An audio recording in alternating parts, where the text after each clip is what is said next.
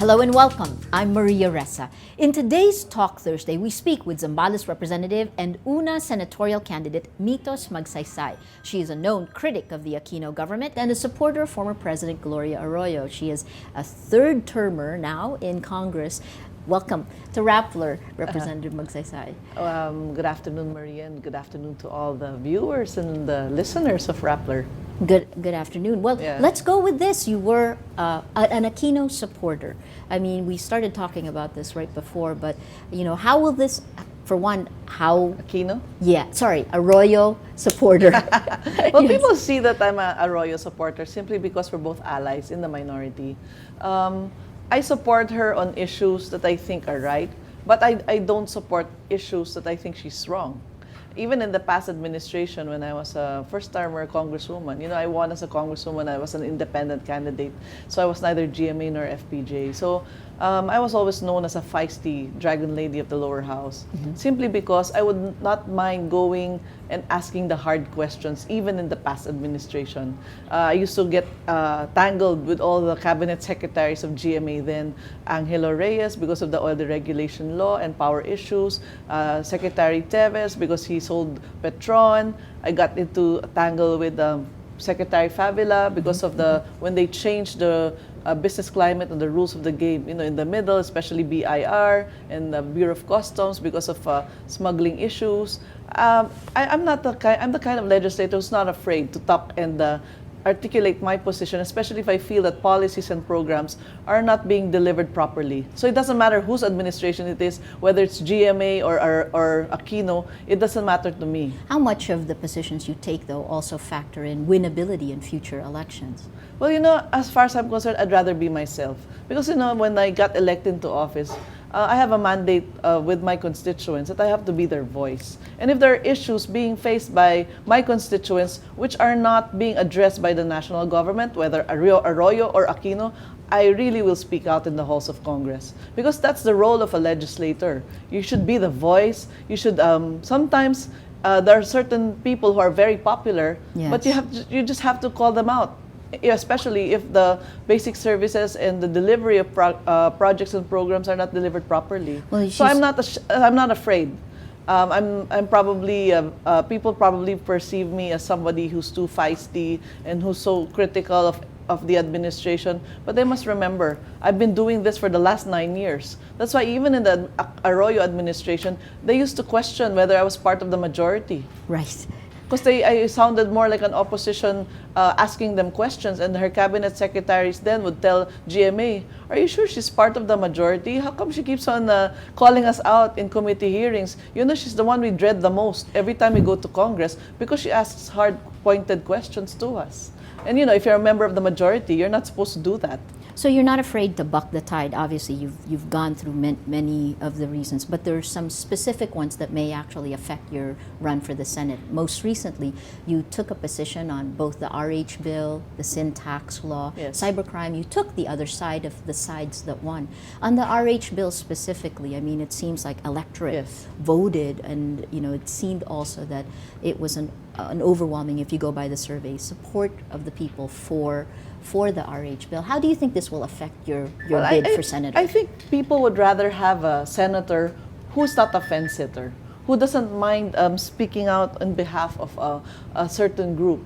Right. Because, at the end of the day, people need somebody who can articulate their views, who's not afraid to make a stand, who has the principles enough to say her piece without considering monetary considerations coming from the administration. And we all know that every time you toe the line of the administration, you always get freebies after. But I'm not afraid to go against it, especially if I feel strongly that a certain group or a certain sector has not been really listened to.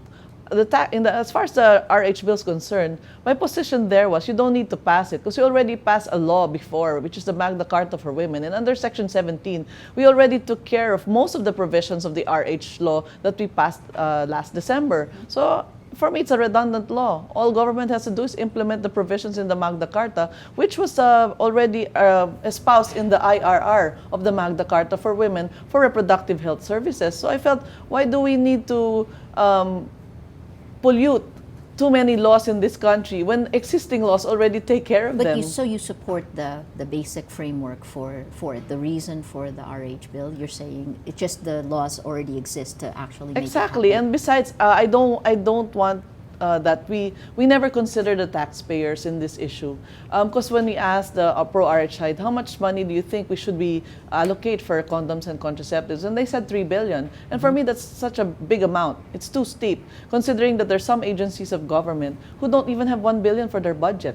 And if you look at tertiary education, scholarships for the poor, it's only 500 million pesos. If you look at skills training program for the poor under test, it's only 700 million pesos. I would rather put the money in educating the poor people of this country so that they can become productive citizens of the country. Because at the end of the day, even if I give them tons of condoms and contraceptives, it will never change their lives. Probably it will not add children, but still, if they were poor then, they're uneducated, they're unproductive, they will still remain that way, not unless you put another factor in, which is educating them, making them productive through skills training program, vocational courses, because I see that in this country, the only way you can get a job or land a job is if you finish something. And for me, the government should invest heavily in scholarships for the poor because they can always get it back. How? Once these poor people get jobs, whether here or abroad, you can always tax them for their salaries. And it will go back to government in another form. That's why, for me, it's a matter of prioritizing where the money of government should go. So you're saying, though, you agreed with what the majority of Filipinos said in the survey, that there is some necessary, at least in the education component, in getting contraceptives to people. Is that? You know, I'm also for information, but it should not be mandatory. You should not force people, especially if they don't like the bill. Because at the end of the day, it's the taxpayers who will fund this bill. And the problem is, majority of the taxpayers are Catholics. And if they don't want to put the money in the buying condoms and contraceptives, then we should respect their opinion and their decision. Anyway, government should be the one, whatever money government spends comes from the people. What about, let me move it to the sin tax. Again, the sin tax law, that's the reason why I'm against the sin tax law, because there was really no safeguard. They only gave us motherhood statements as far as how we're going to take care of all these tobacco farmers and the downstream industry, of how they're going to get by after the law is passed. Right. Because they keep on saying that they'll be providing assistance to the affected tobacco farmers. Correct. But they never gave us how. Does that, The how, the what, and the why, and the what are we going to do next? Because we can't afford that these people used to earn so much money, and then now, all of a sudden, their livelihood will be gone. Do you just give them a CCT program for them to get by? Until the government or the law does not satisfy my query with regards to how we're going to address the root cause if in case taxes go up, sales go down, the sale of tobacco leaves will go down, the income of the tobacco farmers will go down, the downstream industry until the sari-sari stores will go down, I guess it's very difficult to pass a law because I don't just look at it on the point of view of the health issue. When you pass a law, you have to look at the overall picture and get everyone involved. All the stakeholders should be involved and should be heard. So were you saying that the law is right, but it didn't address all of the concerns of the farmers who would be affected? I don't mind increasing the taxes on tobacco and alcohol, but it shouldn't be too steep that it will affect the industry itself. Because for me, when you put up too high in taxes on cigarettes and alcohol, definitely the demand for alcohol and cigarettes will go down. And when the demand for alcohol and cigarettes go down, majority of the tobacco leaves being produced by our tobacco farmers are being bought by all these tobacco producing companies, especially for low-grade cigarettes. Yes. And it's the low-grade cigarettes that get affected because 90% of the cigarettes being sold in this country are being patronized by the poor, which is the low-grade cigarettes. Yes. So definitely, once it affects the sale, then how can you now expect these people to have the same kind of income as before when the market has withered down? And the next point there is, they're never really satisfied as how we can ensure that smuggling of cigarettes and alcohol will not proliferate in this country, knowing that the tax leakage in the Bureau of Customs is so high.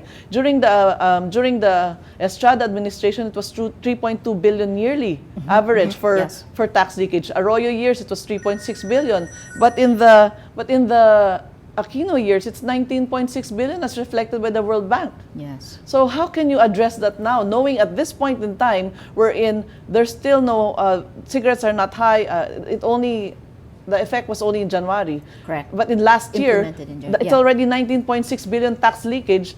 That definitely will go higher because the price of cigarettes is too high, and it's so easy to import cigarettes coming from other countries like China and the rest of the world. But that was also the argument of the tobacco companies who wanted to keep the two-tier system in place. Well, let me move on. Yeah. Cybercrime.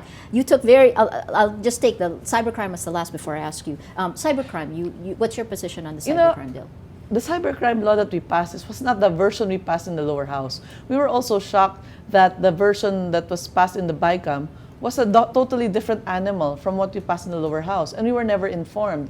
As far as I'm concerned, people should have the freedom to express their views on Twitter and Facebook and in the net. Yes. But what we should highlight in the bill is that it also comes with responsibility. You cannot just blog anything you want, especially if it's below the belt. The youth, especially the youth, should be educated in how to blog properly. There's proper decorum in doing that. Right. But I think the takedown clause and the penalties are too steep.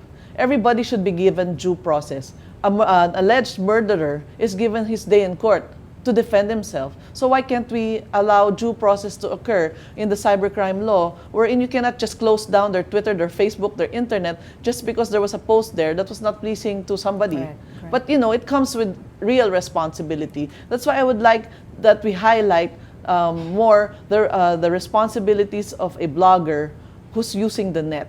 And our focus in the lower house was more on cyber pornography and all those kinds of illegal trade that is being used in the net. Not really you malign somebody on Twitter or on Facebook. I'm a victim of that. A lot of people maligned me in my position in the RH bill, but I took it in stride because it's really part of being in politics. landscape, yeah. But as far as I'm concerned, what I should teach those people who blog negative things, especially if they're below the belt without any basis, is that before you can do that, you have to learn to be a responsible blogger. If you're not a responsible blogger and you're not mature enough to handle a computer and to put out what will come out of your Twitter or your Facebook, then you don't deserve, or you shouldn't have any Facebook nor Twitter account. Interesting. So these are some of the key issues that Congress had to deal with in this last. So if I were to broad brushstroke Mitos Magsaysay, it was Arroyo Defender. You explained that by saying you dealt with policies. Yeah. I only defend Mrs. Arroyo if I feel that the issue that is being raised to her is somehow it curtails her freedom of due process.